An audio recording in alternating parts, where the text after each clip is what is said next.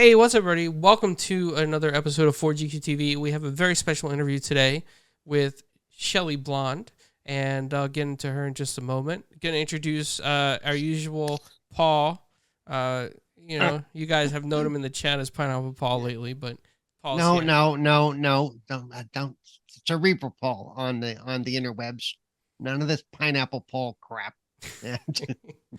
Well, Shelley, welcome to the show, and thank you for joining us on this Hi. special episode. Shelley, can you tell us a little bit about yourself? No, I want to find out why he's called Pineapple Paul. Oh no! Oh, no. yes, good one. What's going on there? Why Look, pineapple? it's because I unabashedly do not like pineapple on pizza. So somehow, Gosh, yeah. I'm with you. I'm with you. See, there you go. Yeah, That's a question we usually ask at the end of the interview, but there you just not for me, answered babe. Not for me. Nice. Okay, so we got that out of the way. Yep, we got the perfect icebreaker too at the beginning. So, Shelley, can you tell us a little bit about yourself? A little bit about myself. Yes, I am a voiceover artist, and I think the reason you're interviewing me is because I am the voice of Lara Croft, the original voice of Lara Croft for Tomb Raider. And it's been 27 years since I recorded that game, since the game came out. I can't quite believe so much time has passed. And I'm a voiceover artist. I do many voices for animations and promos and narration. And before that, I was an actress on stage and screen in the West End on stage. And I'm a mummy, and that's it. Oh, wow. And you've done some work on the West End. See, that's one of the things I want to do one of these days is go see some productions on the West End.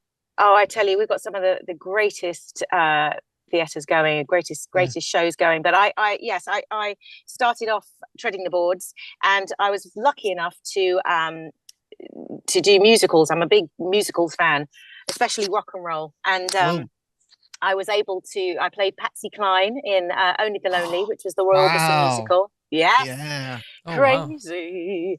Wow. And I was in Elvis the musical, and good times, great times, a couple of years doing those, as well as other theatre productions, but those were the two West End ones.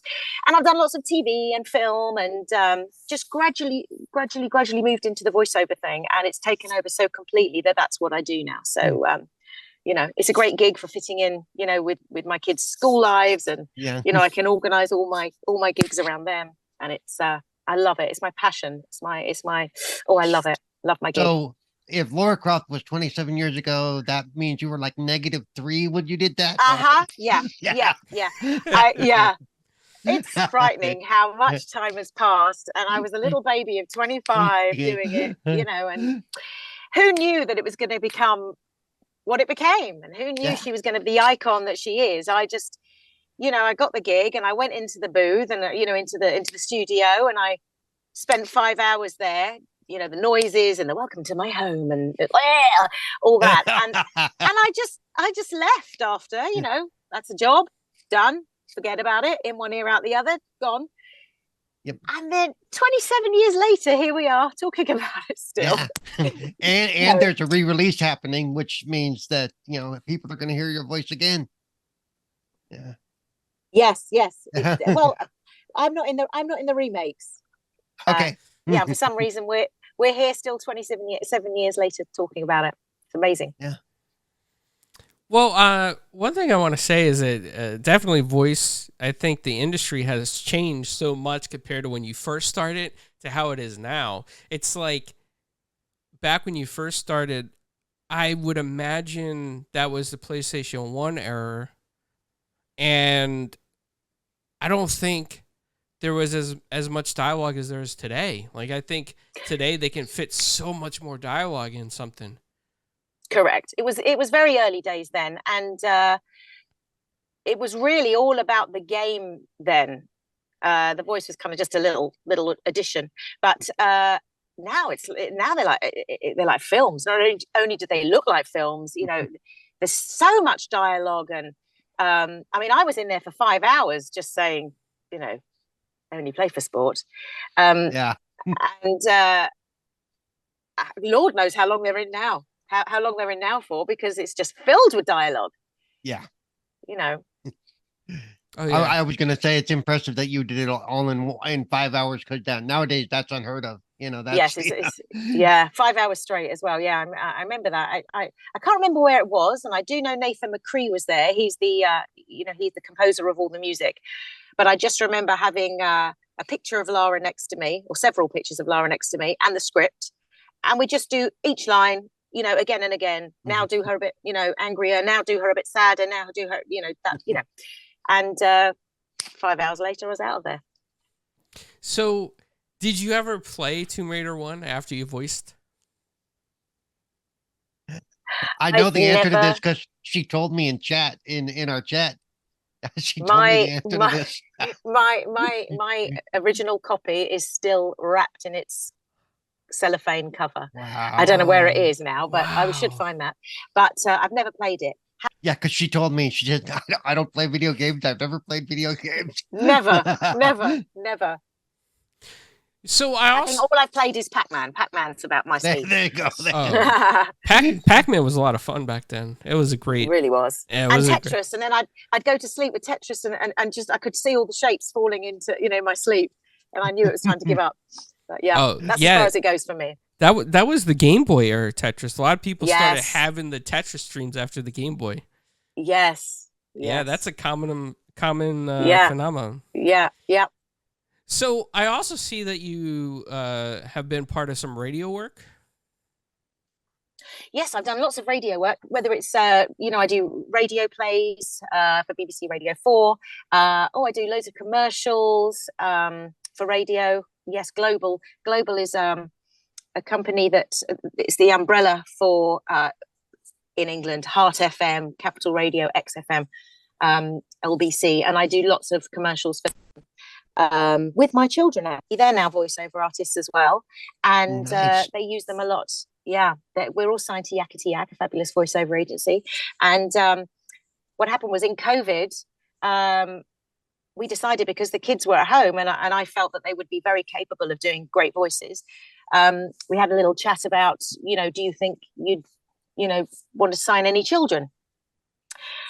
And they decided to take Aaron and Luli on, my children, and within days they got their first commercial together, which was a Ribena. It's a juice drink here, a Ribena commercial, and Robinson's fruit juice and Dole juice and all sorts of commercials, and it's just taken off from there. Nice. My son Aaron is the voice of Thomas the Tank Engine for wow. Yes, nice. Yes, for Thomas in London, and they do loads of commercials. So it's nice to kind of hand the baton down and see them doing it and see them bringing characters to life. And they do lots of radio commercials with me and alone. Yeah. We play mother and children sometimes, and they do it alone as well. So here's a little bitty secret that nobody knows about me. Back when I was like 9 or 10 years old, BBC came over to the Shriners Hospital I was staying at. I've actually been on BBC radio. Oh, wow. Back in like the mid 70s. So that I've never shared that with anybody. And we've lost the recording a long time ago. But yeah, somewhere in the archives. Yeah, there's wow. That's so cool. That's so cool. Gosh, BBC. Back then, they would have spoken like that. Yeah. We'd like to welcome Pineapple Paul. Yes. To the radio. Yeah. But it was a Shriners Hospital thing. Shriners is a hospital for children with disabilities. Right. So and they were doing some kind of special thing for that. So they came over to California and they recorded some stuff and took it back. And they interviewed you. Yeah. Fabulous. They gave us some pineapple pizza afterwards. Ew. That'll serve you right. Well, I do want to say I think it's really interesting and cool that your children got involved in the same career as you, in a sense. And they have a great teacher because you've been there. You've been doing it for so long. So, it's great that you can pass that talent on to them and they kind of have a future in it too. Yes. I do see here, it says that you did something with Blockbuster Video. Oh, God. Oh, I loved that gig. That gig was once a month for about 5 years.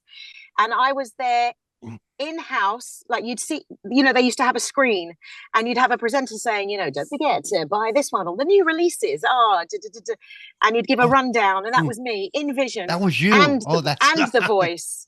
And nice. the voice. So that was such a great gig. And once a month I'd go into the studio, green screen, talk about do the rundown of what was coming out. Blockbuster. Those were good times. I loved Blockies. And my grandma, God rest her soul, she used to take her friends to whatever Blockbuster was near, and she'd go, that's my granddaughter. And they'd just stand and watch me, telling them what the new releases were. So sweet. That's awesome. Yeah, that's so really sweet. Cool. Do you know? Yeah. Did they ever air you in Blockbuster America as well? No, they would have had their voices and their Envision people for their, no. Now I need to see if anybody has old clips of that. I wish. I don't know how to find them, but I wish. I have YouTubed and Googled many a time, but not found any. Oh man. Yeah. That would be so cool. Yeah, really would be great to see. Do some digging and find somebody who worked for Blockbuster back then. I wish I still had my contacts there, and yeah. Maybe I'll try. I think that phone number's been disconnected for a few years now. For a long time. Yeah, for a long time. So after you got the Tomb Raider, you got, how do I say her name properly? Lara Croft. Yes, Americans usually say Laura. Yes. And that just sends the British people. It's like, oh my God. It's Lara. Lara, for goodness sake.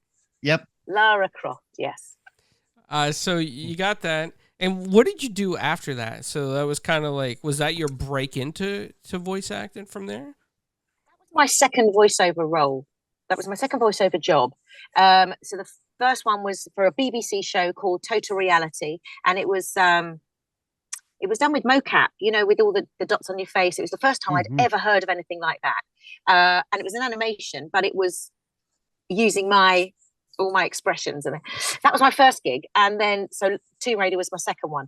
So can you imagine, I've just gone into voiceovers and I one brilliant gig doing Total Reality series, then I get Lara Croft. I'm like, this is yeah, but it's not always like that, it goes like any actor.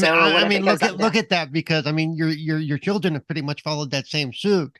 They jumped in and they're just boom, boom, straight boom, in there with the boom, adverts and Thomas the Tank Engine. Yeah, they've done okay.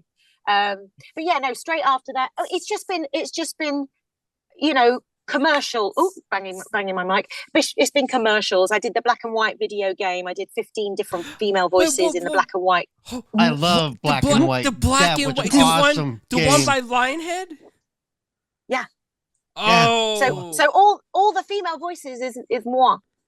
Moi. My grammar's not very good. All the female voices are mine. That was it. I keep wanting them to bring that game back in some form. Again, never played it. That was a fun game. Yeah, not a clue. Not a clue. Not a clue. And just commercials. I've worked for Global Radio for many a year as one of their voices of the channels, Heart FM. I was their voice for about 8 years. And cartoons and things. I'm very, very, very lucky because I have many regular jobs.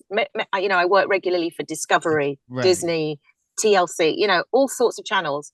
So I do them very, very, very regularly. So I'm very blessed. I'm so blessed. And even more so having my own studio at home since COVID. I don't know what I would have done. I was going to say, looking at your background, looks like you're in your studio now, because that soundproofing stuff behind you is what that is. So all this stuff. Yeah, my husband was brilliant. A week before COVID started, and he said, I'm not going to be able to work because all the studios are going to be shut. And I said, I'll be 3 weeks, we'll be fine. And then he said, no, I'm building you a studio. And we've got this little cupboard which was filled with old fans and suitcases and rubbish. And he took it all out and he did it all himself in about 2 days. We got the mic, we got everything on eBay, what have you. Nice. Didn't really know what we were doing, and then boom, it's been how many years? 3.5 years. Yeah. I've been in here the whole time. It's been wonderful. Well, that let me out. Let me out. That's actually amazing, because right when the COVID pandemic happened, a lot of voiceover talent was looking to get their home studios. Yes. And it was almost unheard of at first for people to build their own. Most were trying to find companies to come in. So the fact that your husband was on top of it, he's like, all right, let's build it. Let's get this done. I'm telling you, that's crazy. He's a DIY fiend. He always thinks ahead. He always sees ahead. And he said, let's do it. Even if you use it once, it'll be brilliant. It was non-stop. COVID, it was non-stop, which was because you were available. Because I was organized. Yeah. Yes, and I wasn't. A lot of people did it on Duvet, and if that worked for them, fantastic. But this sound in here is perfect. So it's soundproofed. It's the only problem is when I'm up in the attic is when you have vans reversing beep, beep, beep, outside, or you've got a builder. One day I had a builder either side, or the bin men come, and then But what are you going to do? It keeps it exciting. So, with your home studio now after COVID, do you find yourself still going into the company studios, or do you do a lot more at home now? No, I do everything at home. I've been in 4 times in 4 years, and I used to go every day into town. So minimum 4 times a week I was in town. But now, I've been 4 times in 4 years. Wow! So it really is all at home. The only time I go in is if it's a big commercial or something that they really want to sit in with you on it. Otherwise, generally, I do Source Connect, so I can hear the director down my headphones, and I'll have the script in front of me, and I'll have my, I can hear the sound of the promo in my headphones, so I can do everything exactly to time. But generally, people just leave me to it. They send me the script, they send me the QT, which is the video of it, and they say, give me a few different reads, give me a few different versions, and I do it, send it off, and job done. That's amazing. Yeah. Your husband really did future-proof you. Oh, he really, he's the Don. He really is. So I'm curious. So sometimes when you hear your own work back at you, like if you're out and about, and you that's what I was wondering. Do you sometimes hear it and go, oh, that's awful. Oh, I wish I could redo that. All the time. I hate my voice. I especially hate Lara's voice. I really do. She's I know it means a lot to a lot of people, and that's just wonderful. But when I hear, I go, oh God, I wish I could do that 5 hours again. Oh, it's awful. But you do what the director or the creative wants you to do. Right. And if that's the voice they choose, that's what you do. I'm not there to go, no, it should be more like this, or I think she should be like this. It's their baby. It's not mine. It's my job to bring their thing to life, how they saw it, and that's what I do. I'm like you though. I hate the sound of my own voice, and I actually, it's like, oh no, I can't stand to listen to my own stuff. Even now, if I listen to this interview, I'm gonna go, I sound like sheep crap.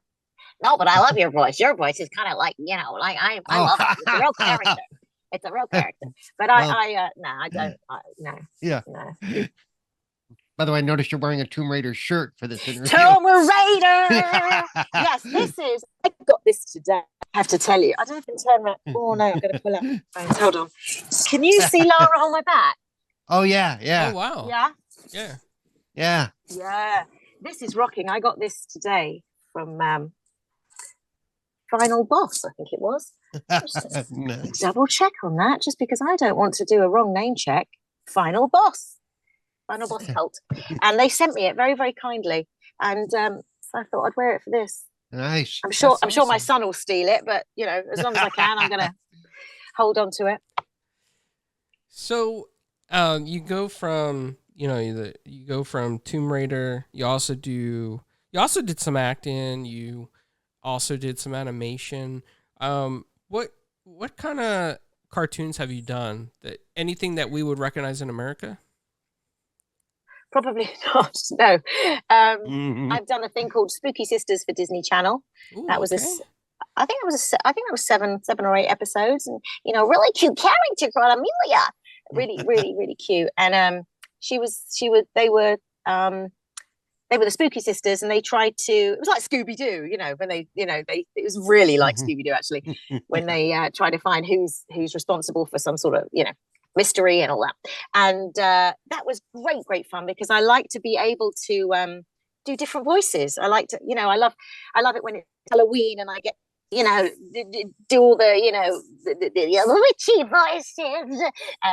But so that's what I love to do. I've done, oh goodness me, you're putting me on the spot. I can't remember Snow White the sequel with people like Rick Mayall and gosh, Rick Mayall. Oh wow. Yeah, he was phenomenal from The Young Ones and many things. Yeah, just fabulous stuff. I'm very lucky, and that's what that's what I like to get my teeth into. I'm a big British TV fan, so I probably know some of the stuff that even Carlo doesn't know. Yeah, yes, he is. Probably. He's a huge British TV fan. Yeah. Me too. We have some great British comedy here. Really. Yeah. I was gonna say, what your voice, because you keep changing your voice a little bit. You know who you remind me of a little bit is Catherine Tate, because she can do the same type of. Love her. I'm above her. Yeah, she's fan-blooming-tastic. She really is. She is fabulous. Yeah, I love her. And I'm glad they're bringing. I'm glad they're bringing Donna back for Doctor Who, at least for a short run. Yes. Oh, I've never watched Doctor Who. Yeah. Wow. Yeah. Actually, I tell a lie. I used to watch it as a little kid. We'd come home from school. I think it was on a Thursday, and it would. Yep. And there was the Daleks. We will exterminate all that. Yeah. But that's all I can remember. Yeah. Thursday afternoons. Yeah. That's when it aired back then. Yeah. Yeah, but no, I love her. I'm a big fan. But she's wonderful. She's wonderful. Yeah, the Catherine Tate Show, and I always make sure I watch Nan's Christmas Carol every year for Christmas. Right. Oh God, that's the most genius character. Yeah, that's the most genius character. Yeah. Gosh, she's brilliant at it. Brilliant. Yeah, she really is. Yeah. So sorry, I kind of derailed it, but you kind of that's all right. Yeah. Why don't you get her on? Yeah. As we're talking about British television, you mentioned TLC Discovery. Yeah. I know that TLC has an American channel and a British channel. I don't know about Discovery if it's all the same network or if they have a different UK version. They do. They have we have all the American shows, but it's always the promo's always done in England. They're done by the English voices. In America, you got the American voices. So generally they record the American ones first. So I will always hear the American version of whoever's doing the promo. They send me that as an idea for timing. And the Americans are always so big.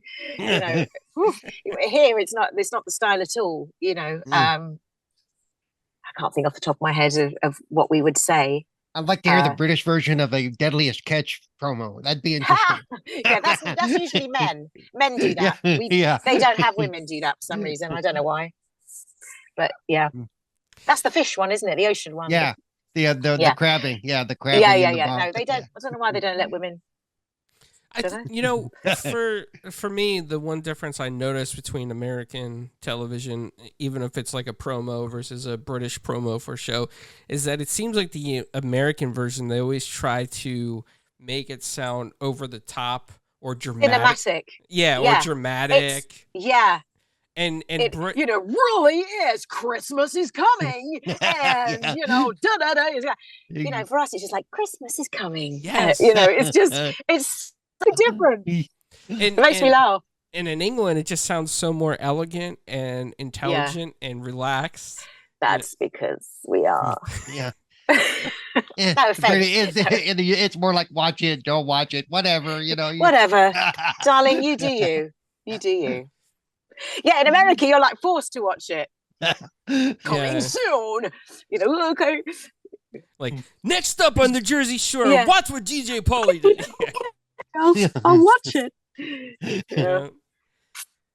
Well, no, that's really interesting. Like, you are so diverse in your talent, whether it's video games, animation, TV voiceover, radio. I think you've you've basically done almost every type of voice work. Plus, you said musical theater.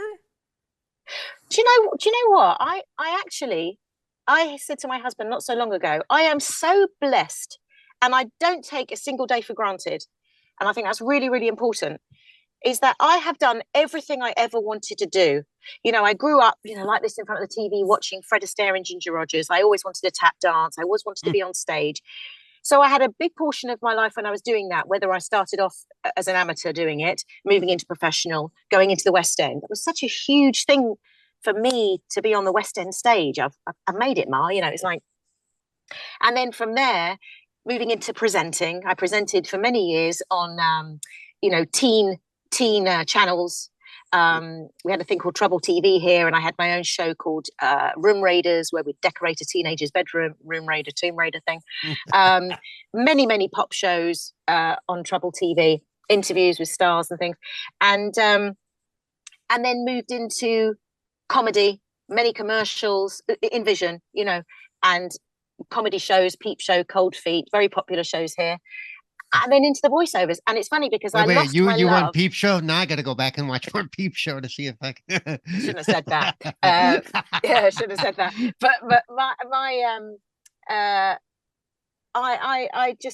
I'm just so lucky that I've got to do everything. And I fell out of love when I fell out of love with theatre, because, you know, you do the same show, 8 shows a week, you know, year in, year out.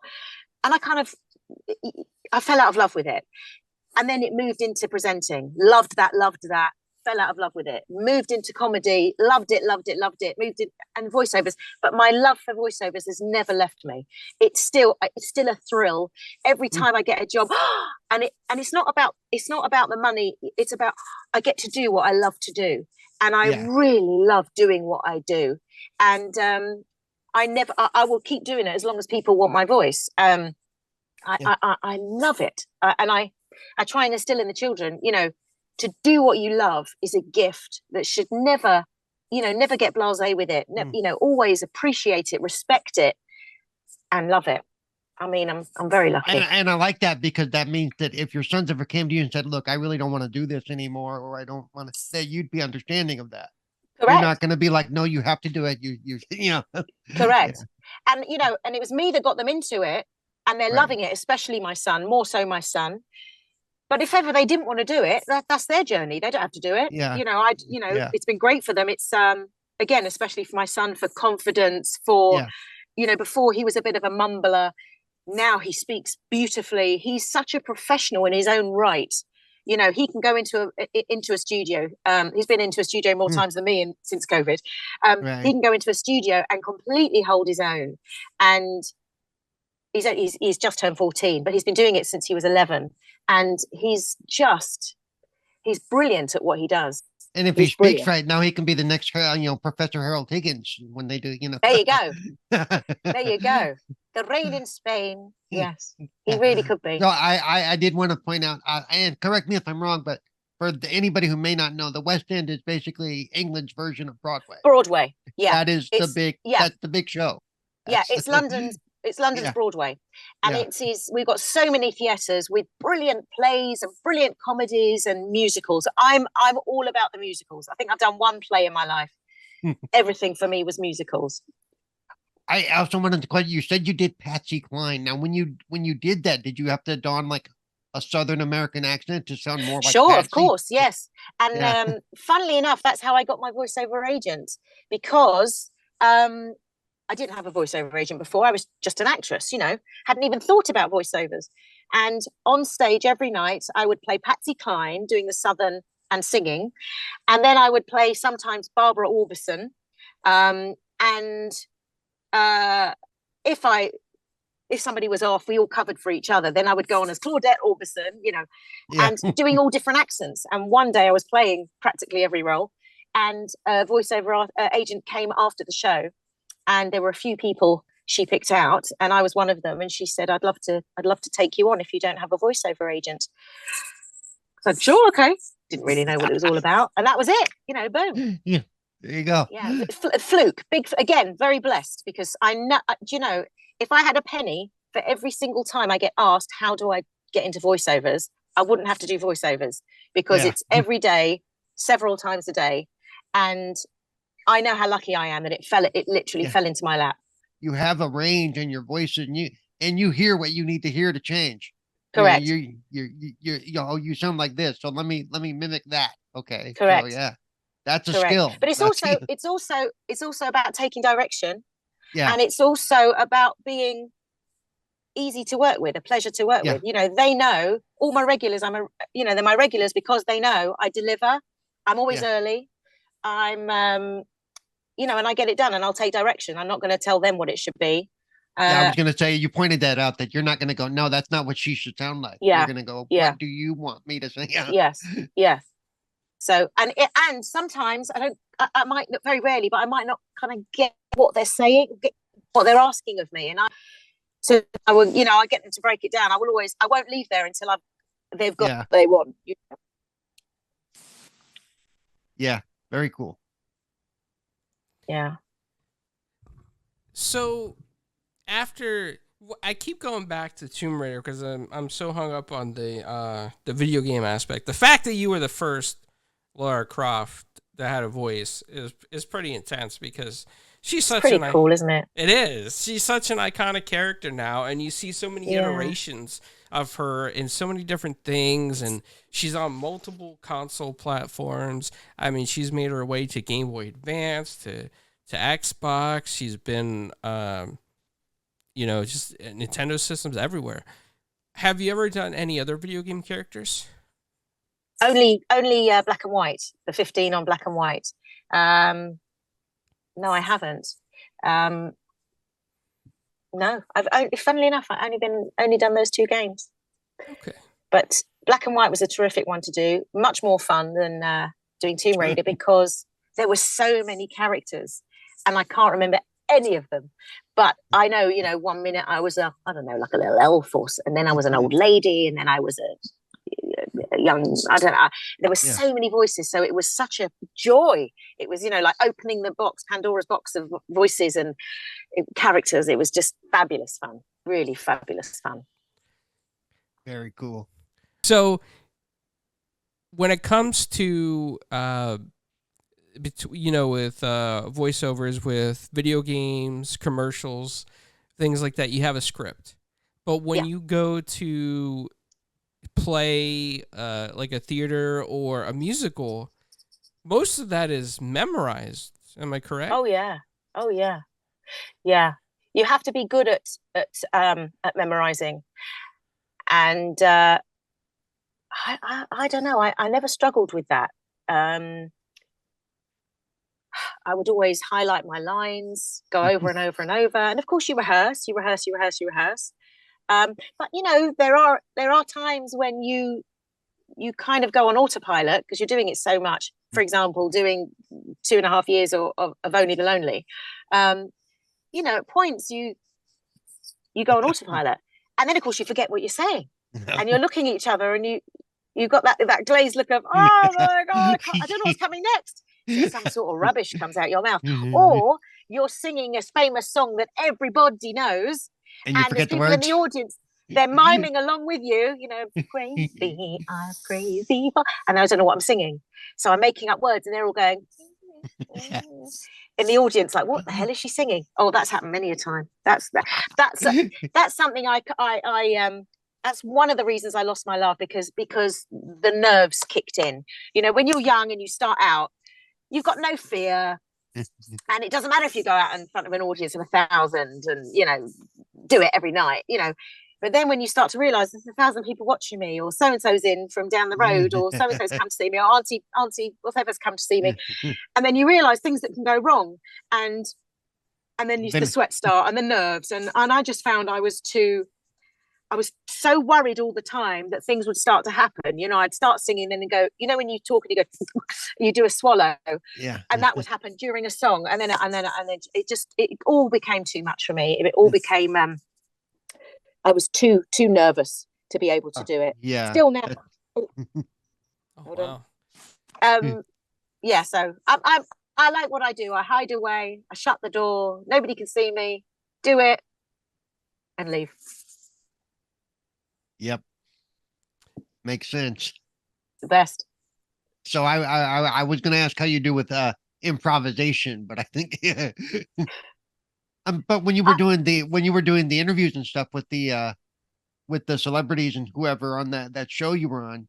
Yeah. There had to be a lot of off the cuff stuff that you just had to quickly. Yeah, it depended. I mean, we only had a certain amount of time. We Right. only had, I don't know, you might have a minute, and Right. then you've got on your list things that you have to ask. They're there for that reason, whether it's they're Yeah. bringing out a single or they're Yeah. going to be in a film. You've Yeah. got to ask those, and of course they might go off on a tangent or Yeah. yeah, that was hairy scary. That was. They've got to steer them back in really quick. Yeah. Yeah, I'm not when I'm live, I'm not off the cuff. I'm a bit rabbit caught in the headlights, just say it and go, but it was all fabulous. I look back on it now and it was just, I had a ball. The people I met, the things I did, the things I've done, the stories I've got, incredible fun. So I have a question. If Paul was to turn on British television and he was to go to TLC or Discovery, is there a show that he would hear your voice in? Oh gosh, there's not narrating them, but advertising them. Yes, there's many. There's, Dr. Pimple Popper. There's, I can't remember the names of them now. Dr. Pimple Popper, 90 Day Fiance, lots of Christmas ones I've just done coming up for Food Network. Paris for radio, all sorts. Okay, Yeah. so for the Christmas ones in the UK, can I hear you doing the Great American Bake Off or the Great British Bake Off? Which is the show I do like. It was Christmas is coming and the geese are getting fat. It's just all that, ho ho ho. Yeah, it's all that stuff. And it's funny, we normally do Halloween stuff in Easter at Easter time. Yeah, and then we do the Christmas in July. It's all. Yeah. It's all around the wrong way. We're months ahead. Yep. Okay, so in the podcast community, we have a lot of friends over there in England, and they all love beans. Baked beans. Beans and toast. Yeah, beans and toast. Oh, baked beans on toast with cheese on top, or a jacket potato, loads of cheese and baked beans. Oh! Yep. Yeah. That's the best. Even cold beans out of a tin. Whoa. I'm a cheap date. I'm done. That's it. You got me. So, have you ever done any bean commercials? I haven't, but I have done pot noodle commercials. There you go. Oh, that's another pot noodle. That's popular too. Yeah. I'll have to send you that over Twitter so you can have a little look. I've done pot noodle commercials. I've done toffee crisp cluster commercials. Yeah. Anything, I'll do any commercial if I'm eating in it. I'm quite happy. There you go. The toffee crisp clusters. I was just, all the time. Every minute, do another take. It was lovely. Very. Yeah, that is very cool. So that's the dream. That's right. So, in America, we always have the joke about pineapple on pizza, and people really don't like pineapple. Most people that we interview don't like pineapple pizza. Yeah. What is something that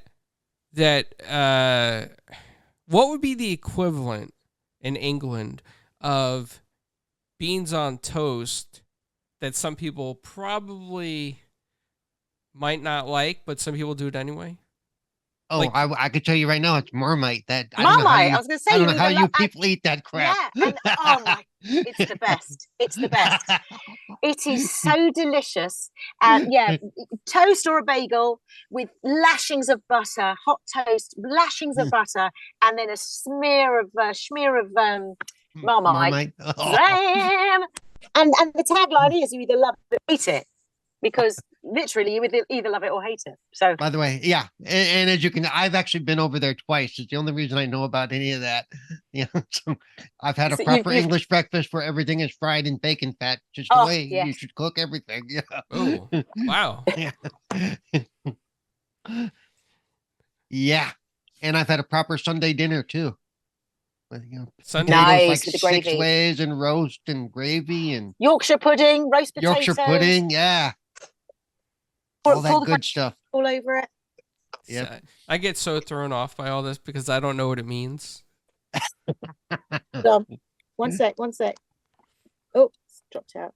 Don't know what is wrong with this. Hello? Yep. Hello. Perfect. Hello, hello. Hello, London calling. See, there you go, Paul. You can almost do a British voiceover.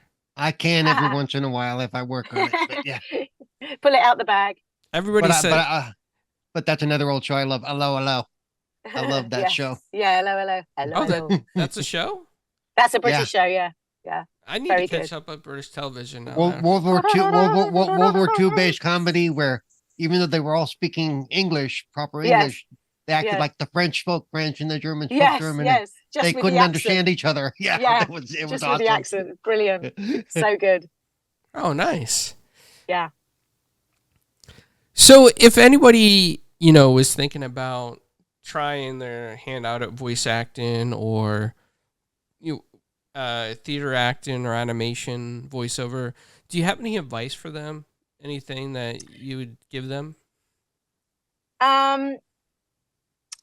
First of all, with voiceover acting, people seem to think it's a really easy gig. I've found that people think it's a really easy gig.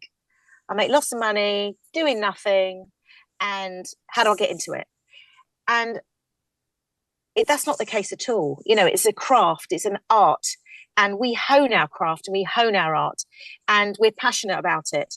And it's the proof is in the pudding. Of I've got many fantastic actor friends, and when someone has specifically asked for a specific accent and that person has to be from that region, I've recommended friends of mine that are actresses anyway. They're not voiceover artists, but they're actresses. And I say, listen, she's from there. She'd be brilliant because she's great on stage or she's great on TV or what have you. And then, of course, they get in front of the mic and they put the headphones on and they go to pieces.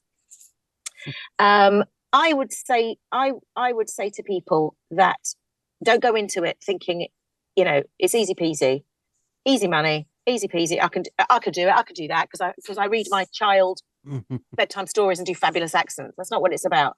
But if you're serious about it, you would need to go to a studio and you would need to make yourself a show reel.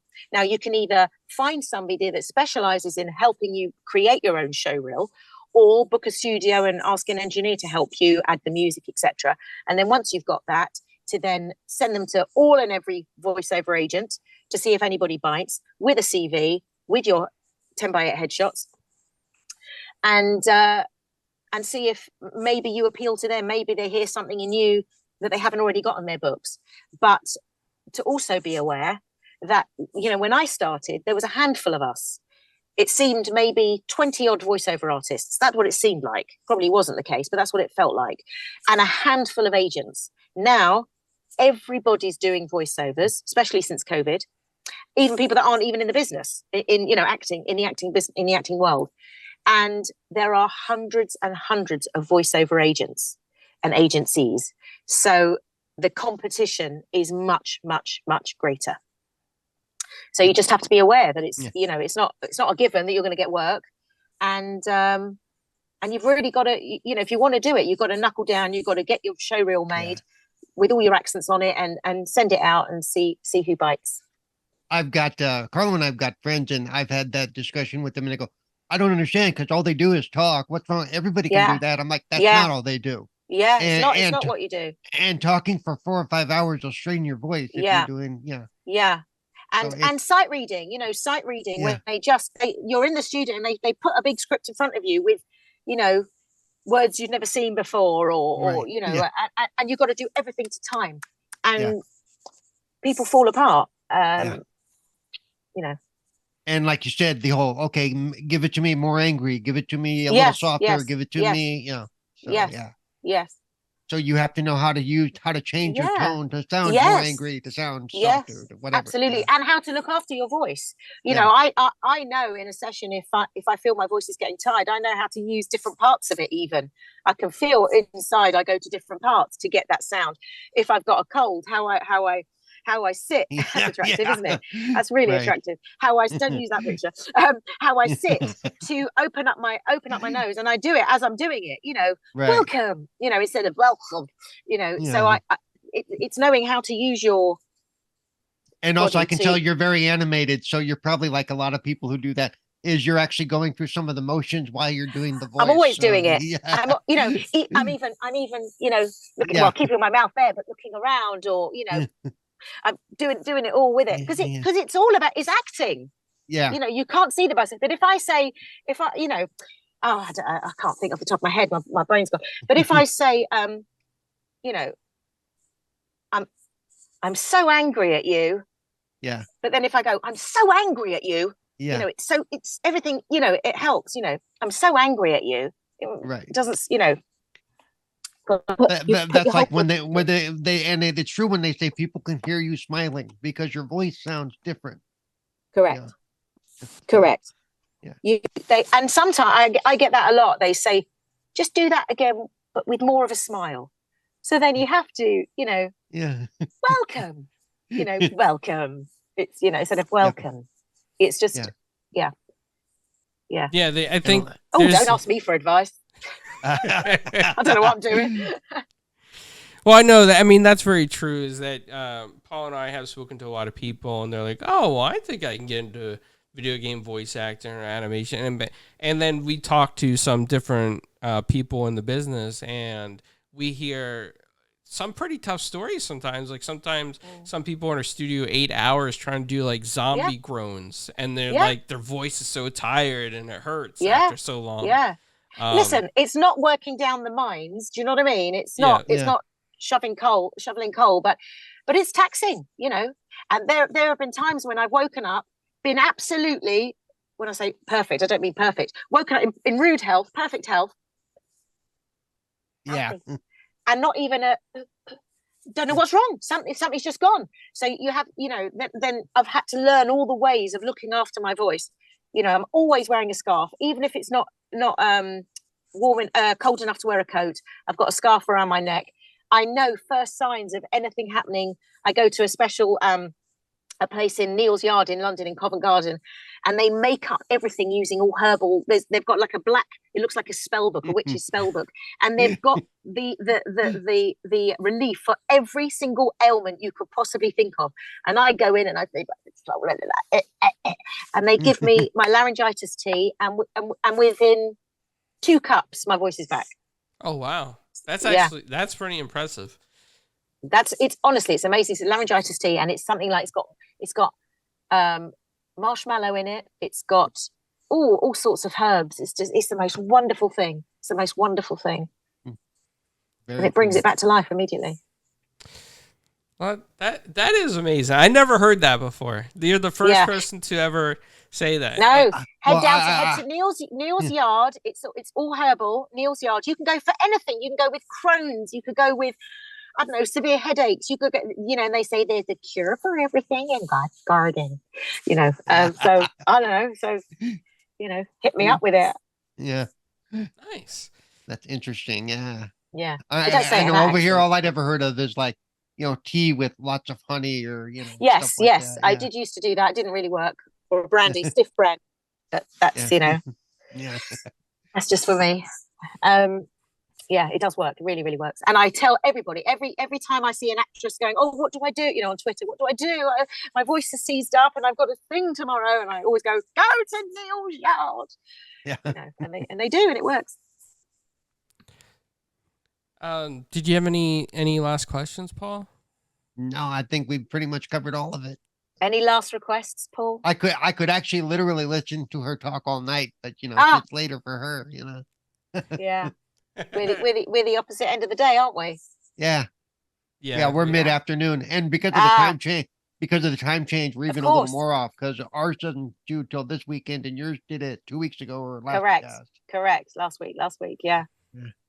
Never mind. We made it. We did it. Yeah. Yes, we did it, and hopefully, everything recorded okay. And I'll go back and double check that just to make sure. But okie dokes. But Shelley, it's been awesome talking to you. I love the energy pleasure. You have with the love of your craft. Like you can tell that you really just love this. I love it. And there's people I've spoken to that just were like, oh yeah, I do this, and like they just don't have as much passion as you do. And I find that the passion is energetic. Oh well, thank you. I couldn't do it if I wasn't passionate about it. I love it. I'm so lucky, as I keep saying, I'm so lucky. I know it. I appreciate it every day, and I thank my lucky stars. So do you have anything coming up that we should be aware of, that we would be aware of, or No. No, because you're in America. Well, we do have some. We do have some UK fans as well. In fact, one of our usual members is from the UK. Wow. And I have a lot of UK fans too. Just And he says, UK fans. He says my British accent is crap. It's Hit awful. me with it. Hit me with it. Oh my God! Oh, this is Here we go. Are you ready? He's really bad. Bloody right, mate. No. It's not so bad. It's a mix between British and Australian. We can't quite figure out where it lands. Yes. Yeah. It wasn't so bad. All my British friends say it's Australian. All my Australian friends say it's British. Right. It's kind of in the middle. It's in the middle. Yeah, it's yeah.